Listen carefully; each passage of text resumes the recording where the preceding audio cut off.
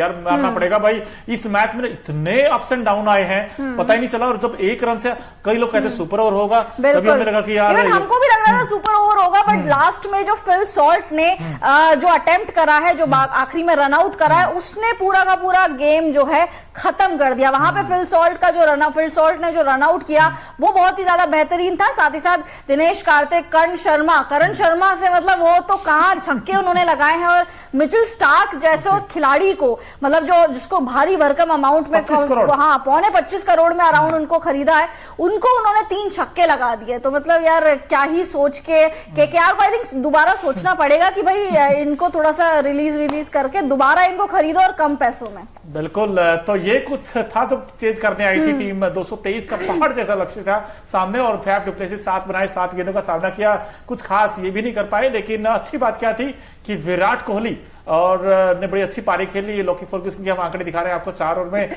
47 run हो रहे। Cricket महंगे जरूर रहे, लेकिन लास्ट में आके इनके पास भी वो मौका तो था मैच जिताने का, वो डबल भागे नहीं। और विराट 7 गेंदों पर 18 रन बनाए इन्होंने और बड़े अच्छे लगे थे पारी जिस तरीके को खेले थे।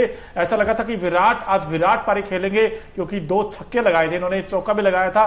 7 में 18 बनाए, लेकिन फिर वो जो एक कंट्रोवर्शियल हर्षित राणा तीसरे ओवर की पहली गेंद पर वो जो कहते हैं ना डीप कर रही थी फुल टॉस गेंद, उसके बाद फिर एक विवाद हो गया था कि यार क्या ये आउट है या नॉट आउट है।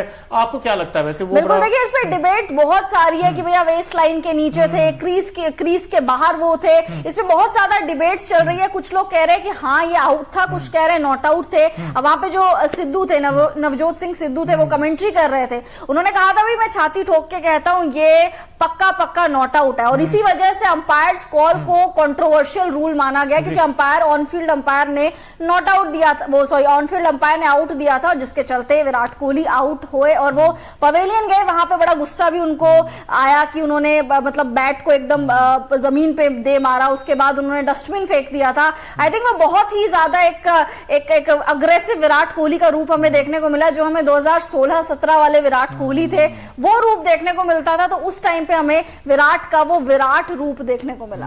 लेकिन कहीं ना कहीं विराट कोहली ने जापा खो दिया था बीच मैच में, क्योंकि जब वो पहले तो अंपायर को कुछ कहा सुनाया, फिर उसके बाद डस्टबिन को नीचे गिराया और पवेलियन में जाकर बड़ा खफा दिखाई दिया था। फाफ डु प्लेसिस भी बड़ा खफा थे इस डिसीजन से, क्योंकि हमने देखा कि वो भी कुछ बातचीत करते हुए नजर आ रहे थे अंपायर से। और साथ ही साथ विराट कोहली तो नाराज थे, बट कप्तान फाफ डु प्लेसिस भी काफी ज्यादा नाराज नजर आ रहे थे। बड़ा कंट्रोवर्शियल है, इसीलिए बोलते हैं कि अंपायर्स कॉल को हटा ही देना चाहिए, क्रिकेट रूल बुक से हटा देना चाहिए, क्योंकि अंपायर्स कॉल हमेशा से ही कंट्रोवर्सी क्रिएट करता है। लेकिन आज भाई क्रिएट बड़ा बहुत कुछ हुआ यार। मैच हो तो भाई ऐसा हो, बिल्कुल सांसें रोक देने वाला मैच। मैं कहता हूं नेल बाइटिंग सिचुएशन में पहुंच गया भाई।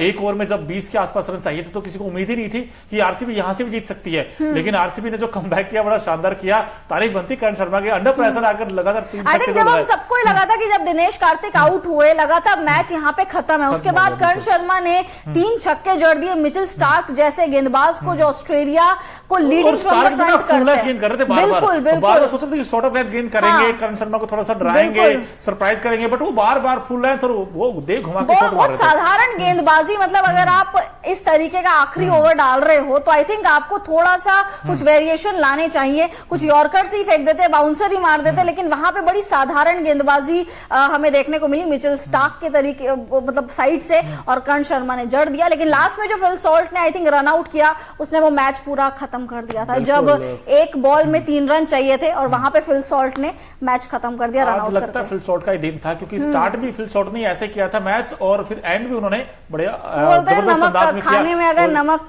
बहुत जरूरी है तो फिल सॉल्ट ने वो वाली भूमिका निभाई है। बैटिंग से भी उन्होंने थोड़ा योगदान दिया है, और लास्ट का जो रन आउट नहीं, मतलब काफी अर्धशतक तक नहीं पहुंच पाए, बट काफी अच्छा योगदान दिया, क्योंकि स्टार्ट उन्होंने ही दिलाया। अगर वो स्टार्ट नहीं दिलाते तो आई थिंक मिडिल ऑर्डर्स पे जो बैट्समैन थे उन पे ज्यादा प्रेशर आ जाता। बट लास्ट का वो रन आउट में फिल सॉल्ट का तो कभी भूल नहीं पाऊंगा। चलिए, आप फिल सॉल्ट की बात कर रहे थे तो बता ही देते मैच में हुआ क्या क्या था। केकेआर ने पहले बैटिंग करने का फैसला किया और यहां पर देखिए 48 बना दी सिर्फ 14 बॉल्स में। फिल सॉल्ट ने आज बड़ी धूम मचाई, बल्ले के साथ 7 चौके 3 छक्के लगाए और 342 का अमेजिंग स्ट्राइक रेट था। नरेन ने 10 बनाए, आज फिर फेल रहे और पूरी तरीके से फेल रहे। 15 गेंदों का सामना किया। अंकुरिश रघुवंशी भी आज जल्दी आउट हो गए, सस्ते में निपट गए। वेंकटेश अय्यर भी, यानी कि कहीं ना कहीं मानना पड़ेगा जो मिडिल ऑर्डर है वो एक बार फिर से केकेआर का कोलैप्स कर गया, जिसमें कि अंकुरिश रघुवंशी, सुनील नारायण, वेंकटेश अय्यर। लेकिन श्रेयस अय्यर ने आज कैप्टन नॉक खेली है और ये आपके सामने भी है। भी 50 बनाए, 36 गेंदों का सामना किया, 7 चौके 1 छक्का लगाया। बड़े कहते हैं कूल काम एंड कंपोज, बड़े पॉजिटिव फ्रेम में नजर आए वहां पर। लेकिन सुनील नारायण आज जल्दी आउट हो गए, जिसकी वजह से लगा था कि भाई ये टीम शायद हो सकता है 170-180 तक रुक जाएगी। लेकिन जब लास्ट में रिंकू और रसल की वो जो पार्टनरशिप हुई थी, उसने ये स्कोर धीरे धीरे करके 200 के आसपास ले गए। लेकिन 222 तक पहुंचाने में जो सबसे अच्छा ये कंट्रीब्यूट किया, वो जो मैच फिनिशिंग नॉक खेली, वो 24 बना दिया रमनदीप सिंह ने। अब रमन कहते हैं ना, मन जीत लिया उन्होंने। 9 में 24 बनाकर और स्कोर छलांगा लगाता 222 पहुंच गया। अब 223 का टारगेट है श्रद्धा बैटिंग करने के लिए। लेकिन विराट ने भी उसी अंदाज में बैटिंग की जैसे रमनदीप ने की या फिर शॉट ने की। पहली गेंद में चौका मार दिया, पहली गेंद में चौका मार दिया था। अब लगा था कि यार 2 छक्के भी लगा दिए विराट ने और लगा था कि विराट ही फिनिश करके आएंगे मैच। लेकिन फिर वो विराट आउट हुए और फिर फैब भी आउट हो गए, फिर ये टीम फंस गई। बहुत ज्यादा हमेशा से ये होता आ रहा है। जब हम मैच में देख रहे थे तो हम लोग यही डिस्कस कर रहे थे कि दिनेश कार्तिक हमेशा से ही लोन वॉरियर की तरह खड़े रहते हैं और लास्ट में आके पारी को बस वो ही संभालते हैं और आज भी ऐसा ही हुआ। बट दिनेश कार्तिक से बेहतर भी कर्ण शर्मा, आज हमें ये पता लग गया कि अगर मैच में सिचुएशन ऐसी फंसी हुई हो तो कर्ण शर्मा आके छक्के चौके भी लगा सकते और आपको मैच जिता ही देते। ऑलमोस्ट उन्होंने जिता ही दिया था वो तो भाई। उससे पहले दिनेश कार्तिक से पहले मैं बात करूंगी रसल की। रसल ने अच्छी गेंदबाजी की, मतलब विद द बैट रसल बहुत रनर बॉल्स खेल रहे थे, बहुत स्ट्रगल कर रहे थे, बट रसल ने बहुत अच्छी गेंदबाजी करी, बड़े इकोनॉमिकल साबित हुए हैं और साथ ही साथ विकेट्स भी चटकाए और साथ साथ डीके का विकेट उन्होंने बड़ा जबरदस्त निकाला। लेकिन देखिए अभी उम्मीदें तो ना के बराबर हो गई आरसीबी के लिए प्लेऑफ में पहुंचने के लिए कि, लेकिन आज अच्छी बात उनके लिए क्या रही, अगर एक अच्छी गुड न्यूज दें आपको कि भाई कहते हैं ना कि आरसीबी का जो बैटिंग है वो सिर्फ विराट और फैब पे ही डिपेंडेंट है। लेकिन आज अच्छी बात क्या कि विल जैक ने भी रन बनाए और साथ ही साथ आज मैं देख रहा हूँ रजत पाटीदार, माफ कीजिएगा, उनका भी बल्ला चला। रजत पाटीदार ने 52 बनाए सिर्फ 23 गेंद पर और 55 बनाए विल जैक ने सिर्फ 32 गेंदों पर। इन दोनों ने एक अच्छा स्टार्ट दिया था, वहां से लगा था कि ये मैच बन गया है और बन भी गया था टू बी ऑनेस्ट, क्योंकि रन सिर्फ तकरीबन ये लगा लो 10 में 84-90 के आसपास रहेगा तो ये तो चेज हो जाते हैं, आसानी से हो जाते हैं, हम देखते हैं मैच में। और आजकल तो मॉडर्न क्रिकेट में आप 5 में 90 चेज कर देते हो। बटलर ने कुछ ऐसा ही काम किया था। लेकिन यहाँ पर मैच किसने फंसाया? कैमरन ग्रीन ने फंसाया, श्रेयस ने फंसाया, महिपाल लोमरो ने फंसाया। एक तरफ दिनेश कार्तिक बैटिंग करते रहे लेकिन दूसरे एंड से विकेट गिरते रहे।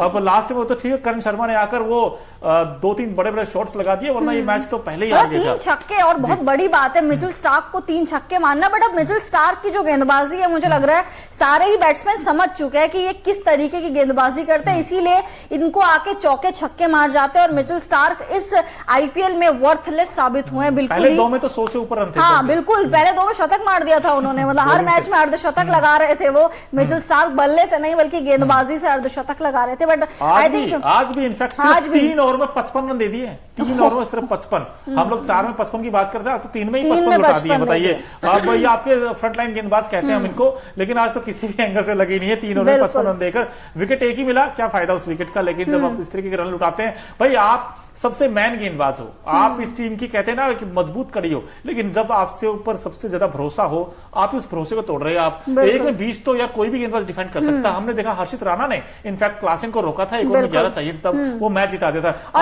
आज मुझे एक पॉजिटिव मोनो ये भी लगा है कि केकेआर की टीम से ना सुनील नरेन चले हैं, ना रिंकू सिंह चले हैं, ना ही रसल चले हैं। विद द बैट में अगर बात करूं, ये तीनों नहीं चले, बट उसके बावजूद 222 का स्कोर इन्होंने खड़ा कर दिया, मतलब सामने वाली टीम के लिए। तो आई थिंक ये बहुत बड़ा पॉजिटिव पॉइंट है। गौतम गंभीर बाद में थोड़े से डिसअपॉइंट नजर आ रहे थे अपनी टीम से, बट अब थोड़े से उन्होंने राहत की सांस ली होगी। हालांकि मार्जिन बहुत कम है, सिर्फ 1 ही रन से जीते और अगर फिल सॉल्ट वो लास्ट में रन आउट नहीं करते तो वही एक मार्जिन भी खत्म हो जाता। आज आरसीबी की जो टीम है वो जीत जाती, बट रिजल्ट यही है कि भाई इस वक्त इनफैक्ट हमारे साथ तकरीबन 200 के आसपास लोग जुड़े। भाई आप भी बताइए, आपको क्या लगता है क्या रीजन हार का रहा है? आपको क्या लगता है भाई ये कहां चूक हो गई आरसीबी से? अब आरसीबी 8 में से सिर्फ 1 ही मैच जीती है यार भाई कुछ तो कमियां होंगी, किस्मत के भरोसे हम हमेशा कहते हैं भाई कुछ ना कुछ इस टीम में भी कमियां होंगी। अब आई थिंक इनको ना अगले साल मोनू मेगा ऑक्शन आ रहा है, आई थिंक मेगा ऑक्शन में इनको एक प्लान लेके चलना पड़ेगा और दिमाग अपना बिल्कुल अच्छे से तैयार करके आना पड़ेगा। ऑक्शन टेबल में मेरे को तो समझ नहीं आता, ये बैठते हैं तो इनका प्लान क्या रहता है। ये एक चहल जैसे हसरंगा जैसे गेंदबाजों को रिलीज कर देते हैं,